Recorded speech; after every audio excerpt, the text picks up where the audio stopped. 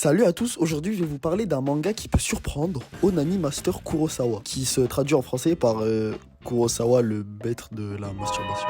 Je sais que le titre fait pas rêver, mais derrière ce nom un peu provocateur se cache une histoire sur la maturité, la solitude et la rédemption. Alors de quoi ça parle? Onani Master Kurosawa, c'est l'histoire d'un lycéen solitaire qui passe ses journées à se masturber.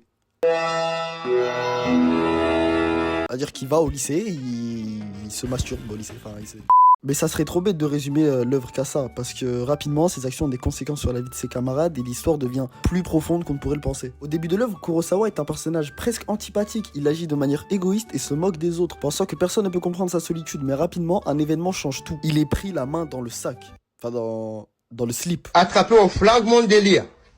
Voilà, il est en train de branler, regardez. On flingue mon délire. L'intrigue commence quand une des camarades de Kurosawa découvre son secret. Kitara, une élève frêle, timide et qui se fait harceler. A partir de là, les deux passent un accord. Kitara promet de ne pas révéler les secrets de Kurosawa, qui en échange, il accepte de bien vouloir la venger des personnes qui l'harcèlent. Pour venger Kitara, Kurosawa va alors prendre les affaires des personnes qui harcèlent Kitara et se branler. Il va se branler sur les affaires des personnes qui harcèlent Kitara. Et c'est pas une blague. Au fur et à mesure du temps qui passe et des personnes auxquelles il s'attaque, il est confronté à la culpabilité et à la honte, et ça le force à réfléchir à ses actions. Un arc important, c'est quand Kurosawa rencontre sa camarade Tsubaki, une des filles populaires de sa classe. Elle devient un personnage clé pour son évolution. Ça ne l'empêchera pas de se branler sur elle et de juter sur ses affaires. Mais à partir de là, ce sera le déclic, car il va avouer tous ses actes et se dénoncer devant toute sa classe, en affirmant que depuis le début, c'était lui. Au fil des chapitres, Kurosawa commence à changer véritablement, il devient plus attentif aux autres, apprend à se confronter à ses sentiments et à ceux des autres, et cherche à réparer ses erreurs. La fin est particulièrement marquante, Kurosawa a grandi, il fait le choix de se racheter et bâtir des relations plus saines. C'est un arc de rédemption très fort qui surprend, surtout après le départ provocateur du manga. Parlons des personnages. Kurosawa au début, il est immature, égoïste et maladroit. Mais chaque confrontation, chaque erreur le pousse à évoluer. À la fin, il devient un personnage réfléchi, capable de compassion.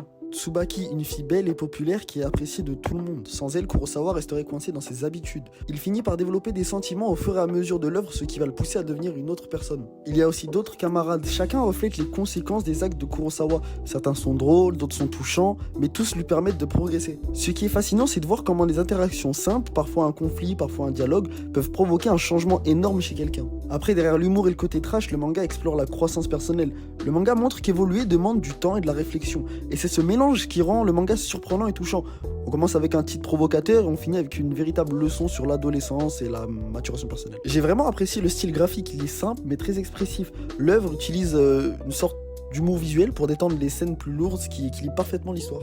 En résumé, Onani Master Kurosawa, c'est plus qu'un manga provocateur, c'est une histoire de rédemption, d'amitié, d'humour, de sincérité. Comme je l'ai dit en début de vidéo, on peut pas résumer cette œuvre juste à c'est un mec qui se branle. Certes, il fait que ça la plupart du temps, mais il y a une morale et il y a une histoire derrière tout ça qui fait bien plus réfléchir. En tout cas, si vous cherchez un manga qui surprend, qui émeut et qui fait réfléchir, n'hésitez pas, je vous le conseille sincèrement. Dites-moi en commentaire ce que vous pensez de Kurosawa, de sa transformation entre le type qu'il était au début et puis ce qu'il a réussi à devenir au fur et à mesure des événements qui sont passés. N'oubliez pas de liker, de vous abonner, ça m'aide dans soi, pour le référencement et pour ce qui va suivre. Je vais essayer de continuer de bombarder de vidéos. En tout cas, c'est ma première vidéo YouTube, ça m'a pris un peu de temps, ça a été assez compliqué. N'hésitez pas à me faire des retours constructifs ou pas, je prends de tout, des bons ou des mauvais retours. Et n'hésitez pas à me dire sur quoi vous voudriez que je fasse une prochaine vidéo. Sur ce, à la prochaine et prenez soin de vous.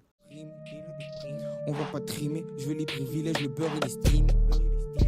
J'arrive avec ma dream, avec l'équipe, ça se cache le dos pour des centimes. 22